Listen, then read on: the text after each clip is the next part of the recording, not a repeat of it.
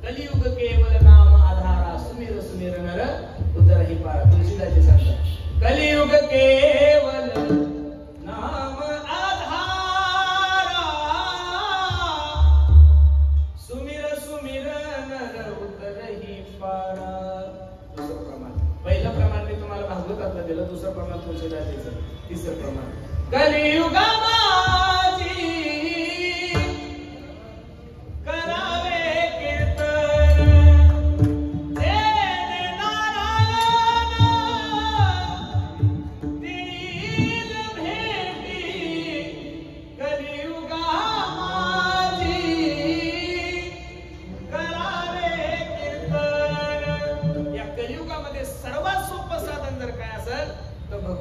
चिंतने ना कलियुगामध्ये योग करू शकता, ना कलियुगामध्ये यज्ञाधिक कर्म करू शकता. गवळणीने योग नाही केला, गवळणीने स्वधर्माचा त्यागही नाही केला, गवळणीने घर नाही सोडलं, संसारामध्ये राहून सुद्धा जगाचा मालक न चांतर्ण बहिर्यश न पूर्वनाभीच्या परम पूर्वापरम बहिश्चांतर जपतो यो जगच्चया. हा भागवतकार सांगतात किती भाग्यवान आहे त्या गवळणी. न चांतर्ण बहिर्यश, जो जगाचा मालक, रंग नाही रूप नाही नाही वर्ण छाया, निर्गुण निराकार तुची रघुराया. तो निर्गुण असणारा जगाचा मालक गवळणीच्या समोर छोट्याशा लोण्यासाठी नाचत होता महाराज. गवळणी सारखं भाग्यवान या जगामध्ये कोणीच नाहीये. नारद भक्ती सूत्रामध्ये ज्या ज्या वेळेस भक्तीचं उदाहरण देत असताना नारदजी सांगतात यथा ब्रज गोपिका नाम. गोपिका सारखं जगाच्या मालकावर प्रेम कोणी केलंच नाहीये. किती प्रेम, एवढं प्रेम केलं. एक वेळेस नारदजी कुठे गेले, देवाला भेटण्यासाठी गेले. नारदजीला असं वाटायचं मी 24 तास नारायण नारायण नारायण. आणि बोलता बोलता नारदजी देवाला सांगू लागले ओ ओ देवा, मी भरपूर पृथ्वीवर फिरलो पण माझ्यासारखं तुमच्यावर प्रेम करणारा माणूस मी अजून पाहिला नाही. देवाला असं वाटलं निश्चित माझ्या नारदाला काय झालंय, अभिमान झालाय. आणि जगाचा नेम आहे तिळ मात्र जरी होय अभिमान मेरू तो समान. देवा, देवाला सगळं सहन होतं पण देवाला अभिमान सहन होत. म्हणून अभिमान सौंदर्याचा नाही करायचा, अभिमान सत्तेचा नाही करायचा, अभिमान पदाचा नाही करायचा, अभिमान पैशाचा नाही करायचा, अभिमान ज्ञानाचाही नाही करायचा. ज्या ज्या गोष्टीचा तुम्ही अभिमान करसाल, अरे सत्यभामेला अभिमान झाला, तिचंही पतन झालं. मला रुक्मिणी आई साहेबाला सुद्धा अभिमान झाला होता. बजरंग सोवडे काही हरिभक्त आहे, सर्वांना थोडा थोडा अभिमान झाला पण त्यांना त्या अभिमानामधून काढून जगाच्या मालकाने त्यांना काय केलंय, जवळ केलं. नारदजी असं बोलत असताना जगाचा मालक सांगू लागला नारदजी बाकीचं जाऊ द्या, तुम्ही माझ्यावर खूप प्रेम करता कळलंय मला, पण माझं खूप पोट दुखायला लागलं. आता देवाचं पोट दुखायला लागल्यानंतर तिथं का डॉक्टर कमी असतील का महाराज? MBBSच्या रांगा, MDच्या रांगा, परत गावरान वेगळे, आयुर्वेदाचार्य वेगळे, पंचकर्मावाले वेगळे, सगळे डॉक्टर आले बाबा. ज्यानं त्यानं ज्याच्या त्याच्या पद्धतीने देवाचं पोट दुखण्याचं जे थांबण्यासाठी अनेक प्रयत्न केले पण देवाचं पोट मात्र राहत नाही. सगळे देवता घाबरले, काय करावं, कसं करावं, काय झालं असं देवाला, काय केलं असं देवाला. सगळे प्रयत्न करून थकल्यानंतर जगाच्या मालकाने सांगितलं नारदजी जो कोणी माझा खरा भक्त असेल, काय म्हणले नारदजीला, जो कोणी माझा खरा भक्त असेल त्याने जर त्याच्या पायाची रजकण, त्याच्या चरणाची रजकण जर मला दिली, ती जर पोटाला लावली तर माझं पोट राहून जाईल. पण नारदजी म्हणे एकदम सोपं आहे, पण ऐक ना नारदा, जे रजकण देईल त्याला नरकात जावं लागेल. कुठे जावं लागेल? नारदजी विचार करू लागले मी जर रजकण दिली तर नरकात जाईल. ज्याला भेटल त्याला सांगायचे, प्रत्येक ठिकाणी गेले पण कोणी सुद्धा भगवंताला माती द्यायला तयार झालं. यमुनेच्या किनारी काही गवळणी बसलेल्या होत्या. नारदजी जाऊन रडायला लागले. अहो ऐकलं का, विश्वाचा मालक जगाच्या मालकाचं पोट खूप दुखतंय. सगळ्या कवणी रडायला, काय झालं आमच्या जगाच्या मालकाला, सांगा ना. काही नाही, खूप दुखतंय पण देवानं सांगितलं जो कोणी त्यांच्या पायाखालची माती देईल, रजकण देईल, ते देण्यानंतर ती पोटाला लावल्यानंतर जगाच्या मालकाचं पोट राहून जाईल पण तो नरकात जाईल. हे ऐकल्यानंतर गवळणी टोपलं टोपलं माती दिली कोणाला, नारदजीला. नारदजी म्हणे तुम्हाला काही कळतं का, माती द्यायला निघल्या जगाचा मालक येतो, तुम्हाला नरकात जावं लागेल. गवळणीच्या मुखातलं वाक्य काय आहे, गवळणी म्हणतात त्याचं जर पोट राहत असेल आणि तो जर आनंदी राहत असेल, त्याचं जर दुःख कमी होत असेल तर एक जन्म नाही हजारो जन्म आम्ही नरकात जायला काय आहे. एवढं प्रेम गवळणीने केलं. त्या गवळणीने स्वधर्माचा त्याग केला नाहीये. गवळणीने घराचाही त्याग नाही केला, मग तरी सुद्धा गवळणी भगवंताला प्राप्त का करू शकल्या? गवळणीचा अंतकरण पहा. आत हरी बाहेर हरी, हरीने घरी दिसत जरी संसार करत होत्या महाराज, तरी पण अंतकरणापासून त्यांच्या जगाच्या मार्गाचं चिंतन चालू होतं. म्हणून सर्वांना कुठं जाण्याची गरज नाहीये महाराज. बाकीचे साथ नव्हतो मग आम्हाला शक्य नाहीये. काय शक्य होणार? मी मगाशी सांगितलं ना, कीर्तनात बसल्या बसल्या आपल्याला 2 तास मांडी सुद्धा घालता येत नाही. 2 तासात रामदेव बाबाचे 72 आसनं करतो आपण. किती? 2 तासामध्ये रामदेव बाबाचे 72 आसनं करणारे लोक आपण. आपल्याला ना नामस्मरण, आपल्याला ना योग जमणारे, ना कर्मकांड जमणारे. मग महाराज करायचं काय? सर्वात सोपं भगवंताचं चिंतन आहे. हे साधन सगळ्यात सोपं आहे, पण याचा फायदा काय हे विचारल्यानंतर तू कोबराय सांगता जळ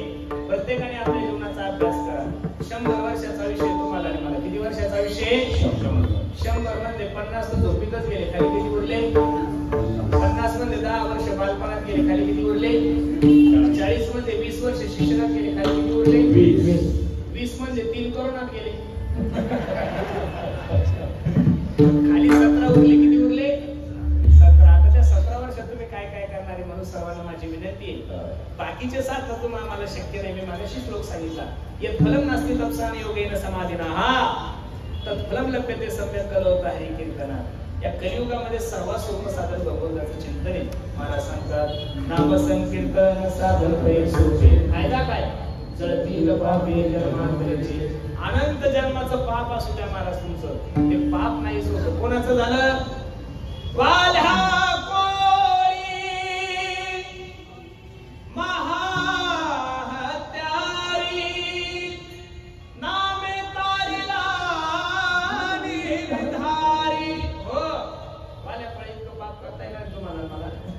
तो माणूस भेटला की मारत होता. आणि दगड उचलायचा कुठं टाकायचा, रात ना टाकायचा, असे 7 रात भरले होते. किती आपल्याला माणसं मारणं होतात का हो? अहो साधी आपल्याला आपल्या बायकोच्या तोंडात मारणं होईल, माणसं कधी मारणार आहे? एवढा मोठा वाल्याचा वाल्मिक झाला. कोळी याची कीर्ती वाढली गेले रामायणात.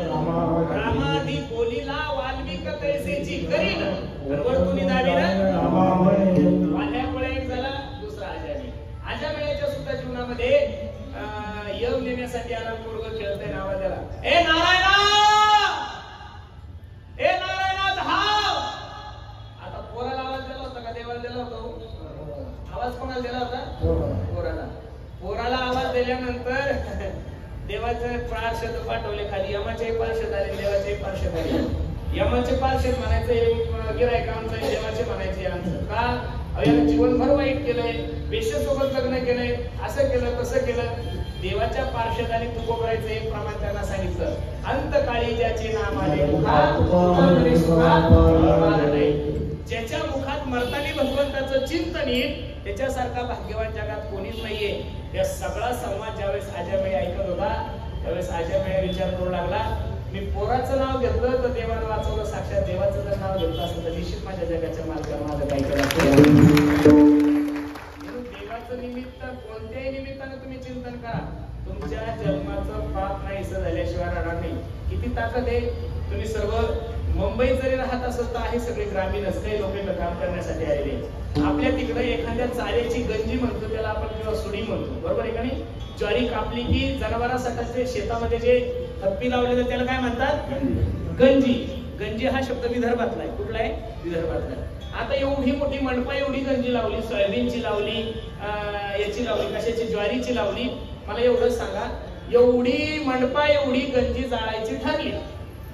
आपण सगळेजण गेले, नारळ फोडलं, उद्घाटन केलं. किती किलो आग लागल होती गंजी जाळण्यासाठी? नाही, एक माचीची काडी खूप झाली ना, बरोबर आहे का नाही? एका माचीच्या काडीमध्ये सुद्धा मंडपा एवढी गंजी जळल्याशिवाय राहणार. मी नाही बोलत, ज्ञानोबराय सांगतात, तरुणाग्नी वेळेत समरस झाले, नाम घेतलं आणि माणूस वाया गेला असं कधीच होऊ शकत नाही. मी दररोज सांगतो, मी माझे गुरुजी मला सांगतात, पुरुषोत्तम पेढा हसत हसत खाल्ला तरी पेढा कसा आहे? गोड आहे की नाही माया?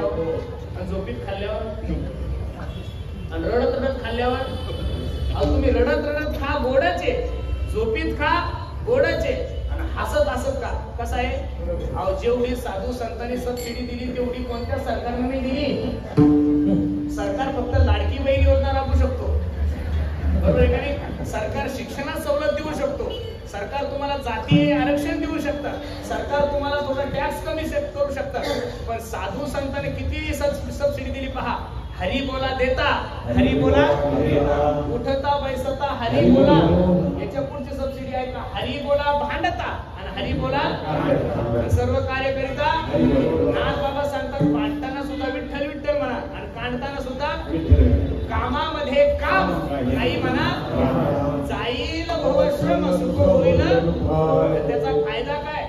नाव धड करा सहस्र नामाची ते भवसिंधुशी. तुम्ही जर भगवंताच्या नावाचा आश्रय घेतला, एका ठिकाणी तुकोबराय सांगतात, तुका म्हणे काळा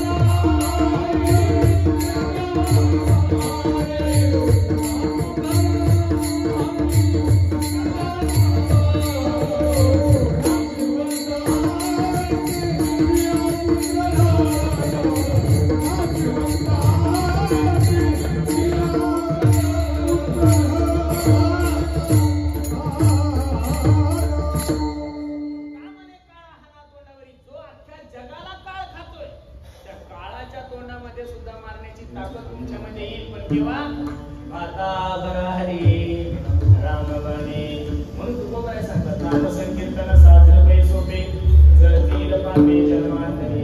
आणि देवाचं चिंतन करण्यासाठी कुठं जाण्याची गरज नाही.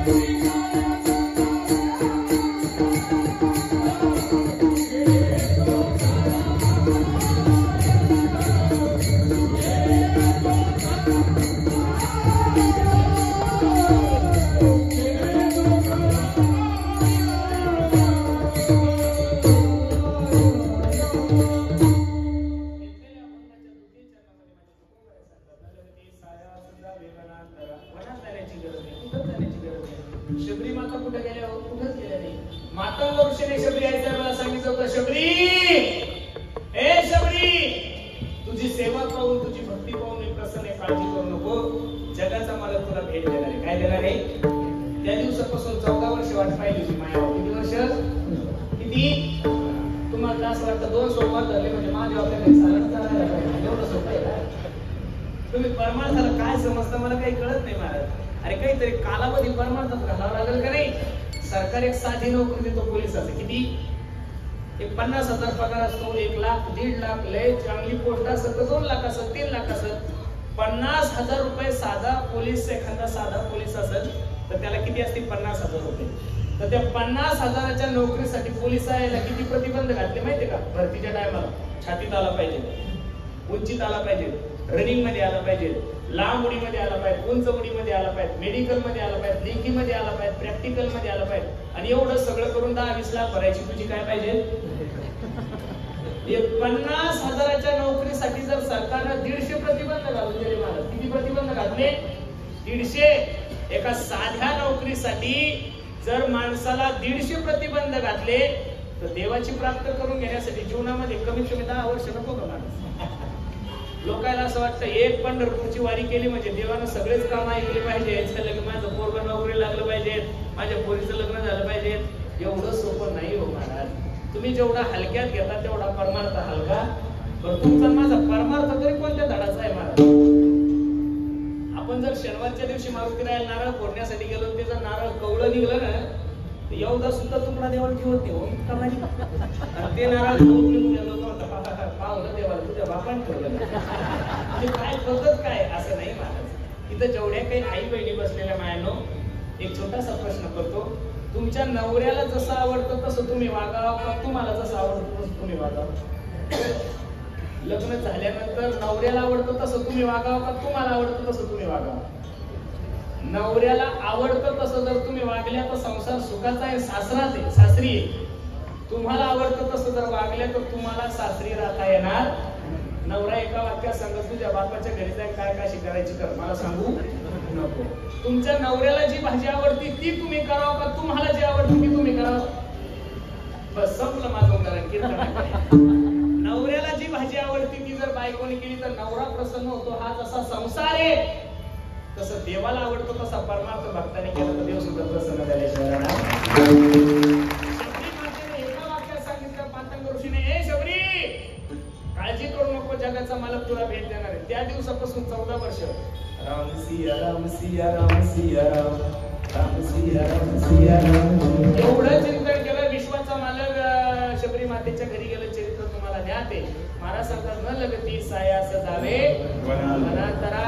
मगाशी प्रमाण होऊन गेलं आपलं. कामामध्ये काही म्हणा, जाईल भवश्रम सुख होईल, कुठं जाण्याची गरज नाही. अहो याच्या पुढे नागबाबा सांगतात, हा ना लगे तीर्थाचे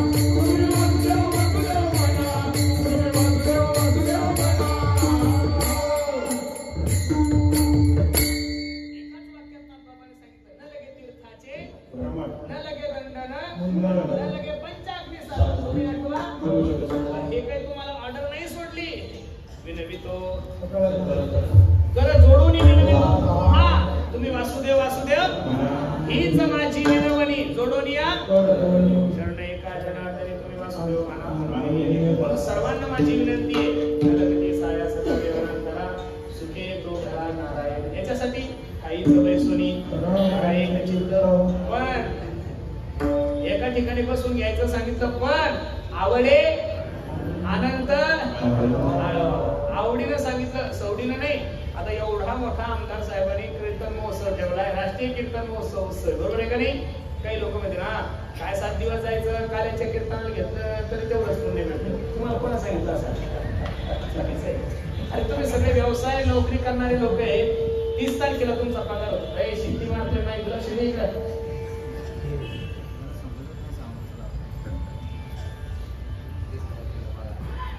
30 तारखेला पगार होतो तुमचा. किती तारखेला पगार होतो? मग 29 दिवस पहिलं तुम्हाला काय करावं लागतं? काय करावं लागतं माया? 29 दिवस काम केल्यानंतर 30 तारखेला मॅनेजर काय देतो?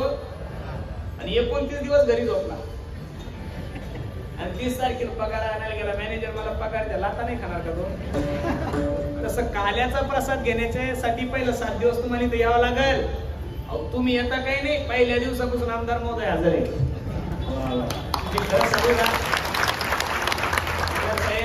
मला खूप आनंद वाटतो. तुमच्यासारख्या सर्वच राजकीय लोकांनी, मी सांगतो तुम्हाला, अरे आज छत्रपती शिवाजी महाराजांचं नाव घेतल्यानंतर छाती का फुगली माणसाची? छत्रपती शिवाजी महाराजांचा आदर्श आपण लोक काय घेतो? याचं कारण, दिवसभर माझा राजा राज्य कारभार करत होता. तर एकटे छत्रपती होते आणि मावळे होते त्यांना सोबती. त्यावेळेस काही कॅबिनेट, राज्यमंत्री, खासदार, आमदार, नगरसेवक, महापौर असला विषय नव्हता. एकटा राजा, आदिलशाही, मुघलशाही एवढ्या सर्वांचा विचार करून शेतकऱ्यांसाठी सुद्धा विचार करणारा राजा, पण दिवसभर राज्य कारभार करून संध्याकाळी तो कोवऱ्याच्या कीर्तनाला जात होते का नाही? पण असा आदर्श, माझ्या छत्रपती शिवाजी महाराजांसारखा आदर्श जर महाराष्ट्रातल्या प्रत्येक पुढाऱ्याने घेतला ना महाराज, ज्या दिवशी वारकरी आणि सरकारी एकत्रित येतील ना महाराज, त्या दिवशी या महाराष्ट्रात क्रांती झाली. ज्या वेळेस देशावर संकट आलं, ज्या वेळेस या देशाच्या राजाकडून काही चुकायला लागलं, त्या वेळेस या राजाला योग्य मार्गदर्शन करायचं काम या देशामध्ये फक्त साधू संतांनी केलेलं आहे. लोक म्हणतात की ही योजना राबवल्यामुळे सरकार आलं, ती योजना राबवल्यामुळे सरकार आलं. साहेब, मी तुम्हाला नारदाच्या गादीवर सांगतो, महाराष्ट्रामध्ये एवढं बहुमताचे सरकार आलं त्यामध्ये 70% योगदान हे वारकरी संप्रदायाचे. 70%. मी स्वतः माझ्याकडे 40 मतदारसंघाची जबाबदारी होती साहेब. किती लोकांनी त्रास दिला आणि किती लोकांनी शिव्या दिल्या हे आम्हालाच माहिती. पण ही लढाई आम्ही बीजेपी साठी लढलो, ही लढाई ना आम्ही शिवसेनेसाठी लढलो, आणि ही लढाई ना आम्ही आपलं सरकार आणण्यासाठी लढलो. ही जी 2024 ची लढाई जी आम्ही सगळे वारकरी मंडळी लढलो ती फक्त देशासाठी आणि धर्मासाठी. म्हणून एवढं परिवर्तन हे प्रत्येक महाराजाला सांगायची गरज नाही राहिली. धर्माचे पालन करणे पाखंड. आम्ही असं काही बोललो की लोक म्हणतात तुम्ही कीर्तनच करा, बाकीच्या गोष्टी तुम्हाला काय करायची गरज आहे. एखाद्या मुस्लिम समाजाच्या त्यांच्या धर्मगुरूने ज्यावेळेस एखादा फतवा काढला तर गल्लीपासून तर दिल्लीपर्यंत सर्व मुस्लिम जर त्यांचं ऐकत असेल तर संप्रदायाच्या सेवा करणाऱ्या एखाद्या वारकऱ्याने जर तुम्हाला धर्माविषयी काही गोष्टी सांगितल्या तर वाईट मानू नका. लोक म्हणतात तुम्ही या पक्षाचे त्या पक्षाचे. अरे आम्ही फक्त आमच्या मायबापाचे कोणाचे. सर्व पक्ष जन्माला येण्याच्या अगोदर हे जेवढे काही तुम्ही फोटो लावले ना महाराज इथं, या सर्व लोकांचं चरित्र वाचा. हे सर्व पक्ष जन्माला येण्याच्या अगोदर या देशामध्ये संविधान नव्हतं. त्याच्या अगोदर सुद्धा माझ्या ज्ञानोबराय तुकोबरायच्या खांद्यावर फक्त भगवी पताका होती ना. मी त्या भगव पताकाचे काय आहोत, सेवक आहोत. म्हणून धर्माचे पालन करणे कुठं जाण्याची गरज नाही. महाराज सांगतात ठाईचं बैसोनी करा एक चित्त, आवडी अनंत आवडीने करा. नामदेवराय कीर्तन करायचे त्यावेळेस जगाचा मालक नाचत होता. प्रमाण पाठ आहे. नामदेव कीर्तन करी पुढे देव नाचे, नाचता नाचता देवाचा गळा सावध होई देवा ऐसे बोले. एवढा देव नाचायचा की नाचता नाचता पितांबर सुटायचा. कबीर महाराज म्हणायचे ओ देवा देवा ऐका हो, पितांबर सुटलाय. नामदेवराय कीर्तन करायचे त्यावेळेस देव नाचत होता. आम्ही एवढे आभागी कीर्तनकार आहोत, आमच्या काल्याच्या कीर्तनामध्ये तुम्ही झोपता. माझी असत्यवादाचे माझ्या गेली बहुत कल्प लक्ष देऊ नये का. म्हणून माझी सर्वांना विनंती आहे, परमार्थ आवडीने करा. आवडीने भावे तुझी चिंता त्याशी सर्व आहे. आज परमार्थात गर्दी खूप वाढली. अरे पहिल्या दिवशी आपलं ग्राउंड भरलं, याच्यापेक्षा अजून काय पाहिजे तुम्हाला. बरोबर आहे का नाही. सत्याचा विजय झाला ना. आज पहिल्या दिवशी म्हणजे नुसतं पत्रवाळ्याच वाच, अजून तर जेवायला यायचंय महाराज, उद्या पिंगळा यायचाय. आज फक्त मी पत्तरवाळी वाटली, नुसतं एवढी गर्दी झाली. उद्यापासून महाराष्ट्रातील कोहिनूर एरिया आपल्या सेवेत येणार आहे. माझी सर्वांना विनंती आहे, परमार्थ आवडीने करा. गड्यांनो वेळ करा परमार्थासाठी. आवडे अनंत देवासाठी वेळ करा. देवाला आवडल तसं करा. आवडे देवासी तो एका प्रकार नामाचा उच्चार रात्रंदिवस बस देवाचं चिंतन करा. निश्चित माझा जगाचा मालक तुमचे संसार रूपी नौका बैल तिला नेल्याशिवाय राहणार नाही. आईचं बैसोनी आवडी आनंद. मगाशी मी तुम्हाला देवाच्या नामस्मरणाचं ताकद सांगितलं की जळतील पापे. भगवंताचं फक्त तुम्ही नाम घ्या, नाम घेता वाया गेला ऐसा कोणी. दयाच्या चिंतने निर्सेल संकट दोन आणि तुटे भवरोग संचित क्रियामान. त्या बाकीचं सोडून भगवंताच्या नामामध्ये किती ताकद आहे. लाईव्ह कार्यक्रम चालू आहे, महाराष्ट्र आपला कार्यक्रम पाहतोय. इथं बसणाऱ्या सगळ्या माता मावल्यांना माझी विनंती, मातांनो फक्त खोटं नका बोलू, खरं बोला. इथं एखादी तरी माय मावली अशी असं नव्हतं तिचा नवरा दारू पेत असं हात वर करा बरं.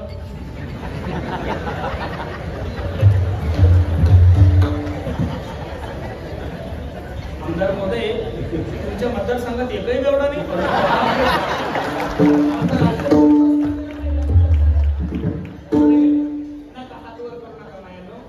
तुम्ही भावनेच्या भरात हात वर करायला असाल, लाईव्ह चालू आहे इकडे बसेल असेल, मी कीर्तन संपलं निघून जाईल, अख्खा लाईव्ह तुमच्या पडायचे. अजिबात हात वर करायचे नाही. मला एवढंच सांगायचं, नामाचं महत्व सांगायचं तुम्हाला. काय सांगायचं माझ्यानो, नामाचं महत्व. मी तुमचा मुलगा म्हणून तुम्हाला सांगतोय. तुम्हाला असं वाटतं का नाही तुमच्या नवऱ्यानं दारू सोडावी.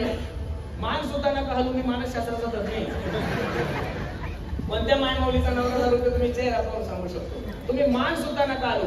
मी सांगतो त्या मंत्राचा 2 महिने जप करा. किती लाईव्ह बोलतोय बरं मी तुम्हाला. मी काही बागेश्वर धाम नाही, मला काही परिचय पाथा येत नाही, तेवढा मी काही मोठा नाहीये, पण त्याच्यापेक्षा कमी नाहीये. बरोबर आहे का. त्याच्या पद्धतीने तो मोठा असतो. बरोबर आहे का. लक्ष देऊन ऐका. मी काही छाछू करतोय असं नाहीये, मी वारकरी संप्रदायाचा माणूस आहे, नारदाच्या गादीवरून बोलतोय. तुम्हाला असं वाटतंय ना तुमच्या नवऱ्याने दारू सोडावी? मी सांगतो त्या मंत्राचा 2 महिने जप करा. मी पांडुरंगाची शपथ घेऊन सांगतो, माझा नंबर नोट करून घ्या. जर 2 महिन्यात तुमच्या नवऱ्याने दारू नाही सोडली तर हा पुरुषोत्तम पाटील कीर्तन करायचं सोडून दिली एवढी ताकद होती. माय मावळे तर म्हणतील हो बाकीचे कीर्तन राहू दे.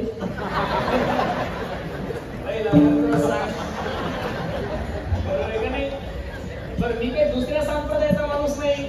माझ्या संप्रदायामध्ये एकच मंत्र आहे, बाबाजी आपुले सांगितले मंत्र दिला. इथं बसणाऱ्या जेवढ्या काही आई बहिणी मायानं उद्यापासून सुरुवात तर करा. असं समजा उद्यापासून आपलं 25 जानेवारी सुरू झाली, बरोबर आहे का नाही? तुम्ही करून पहा. 1 रुपया तुमच्याकडून ऍडव्हान्स. तुमचा मुलगा म्हणून तुम्हाला सांगतोय, प्रत्येक मायमावीला स्वयंपाक करायला 1 तास लागतो. मायावर किती वेळ लागतो आई? 1 तास. चपाती भाजी भात वगैरे करायला किती लागतो आई? 1 तास. मग ते 1 तासामध्ये तुमच्या हाताला काम आहे, पायाला काम आहे, डोळ्याला काम आहे. खरं सांगा, स्वयंपाक सुरू झाल्यापासून स्वयंपाक संपेपर्यंत तोंडाला काय काम आहे? काहीच नाही. उद्यापासून करून तर बघा. 1 तास मोबाईल खेळू नका, लेकराला बोलू नका, नवऱ्याला बोलू नका, फक्त 1 तास. रामकृष्ण हरी, रामकृष्ण हरी, रामकृष्ण हरी, रामकृष्ण हरी, रामकृष्ण हरी, रामकृष्ण हरी, रामकृष्ण हरी, रामकृष्ण हरी, रामकृष्ण हरी. असं जर 1 तास भजन केलं तर नामस्मरण 5000 वेळेस होतं. नाही, किती वेळेस होतं? 5000. आणि स्वयंपाक तुम्हाला 2 टाइम करावा लागतो, सकाळचा एकदा आणि मग सकाळचं 5000, संध्याकाळचं 5000. नामस्मरण किती झालं? बोला बोला, किती झालं? 10. आता तुम्ही सर्व मंडळी इथं आलेले, कीर्तन संपल्यानंतर जेवायला बसल्यानंतर लोक जेवायला चाललो म्हणतात का प्रसाद खायला चाललो म्हणतात? हा, हॉटेलला गेल्यानंतर जेवायला चालले म्हणतात का प्रसाद खायला चालले म्हणतात? हा, जेवायला. आणि सप्त्यामध्ये जेवायला चालले म्हणतात का प्रसाद खायला चालले म्हणतात? 10,000 नामस्मरणाचं पुण्य ज्यावेळेस त्या जेवणात जाईल माया हो, ते जेवण आले तो प्रसाद तयार होईल. काय तयार होईल? आणि तो प्रसाद तुम्ही 1 नंबरच्या बेवड्याला फक्त 2 महिने खाऊ. त्यानं जर नाही दारू सोडली तर मी कीर्तन करायचं सोडून देईल. तुम्ही म्हणसाल याच्यासाठी पुरावा काय? कीर्तनाकडे. विनोदासाठी नाही बोलत, कीर्तनाकडे या. 2 मिनिटात महाभारतात जाऊन परत भारतात भीष्माचार्य श्रीपंजरी पडलेली. 5 पांडव हस्तिनापूरचे राजे झाल्यानंतर भगवंत 5 पांडवांना भीष्माचार्यांकडे घेऊन गेला. भीष्माचार्य, 5 पांडव हस्तिनापूरचे राजे झाले, त्यांना धर्माचं ज्ञान सांगा. धर्माचं ज्ञान सांगत असताना द्रौपदी असते, सर्वांना चरित्रभाग ज्ञात आहे. द्रौपदी असल्यानंतर भीष्माचार्यांना राग आला. द्रौपदी, 5 पतिव्रतामध्ये सर्वश्रेष्ठ पतिव्रता आहे तू, हसण्याचं कारण काय?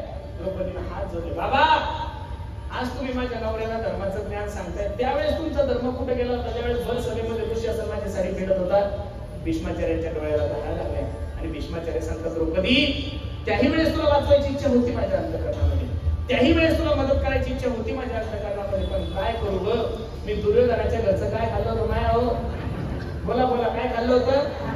मग दुर्योधनाच्या घरचं अन्न खाल्ल्यानंतर भीष्माचार्यासारखा महात्मा बिघडू शकतो हे जर महाभारत आहे, तर नाम रूपी प्रसाद खाल्ल्यानंतर बिघडलेला एवढा का सुधारणार तुम्ही करून बघा.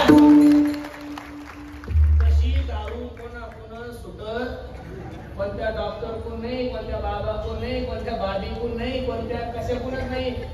ते लोक म्हणतात इंजेक्शन घेतात दारू सुट्टी. कशाची महाराज? आमच्या गावाकडचे लोक क्रुझर भरून या मुंबईकडे आले, तिथं कुठतरी एक इंजेक्शन देणारा महात्मा आहे. ते पेटपेटच इथपर्यंत आले. 50,000चं इंजेक्शन घेतलं, पेटपेटच गेले. जर समजा इंजेक्शनानं दारू सुटली असती, समजा सुटत तर नाही, पण हा इंजेक्शनानं जर दारू सुटली असती, तर इथं बसणाऱ्या माझ्या प्रिय बेवड्यांनो, तुमच्या बायकाने तुम्हाला झोपीत इंजेक्शन दिलं असते.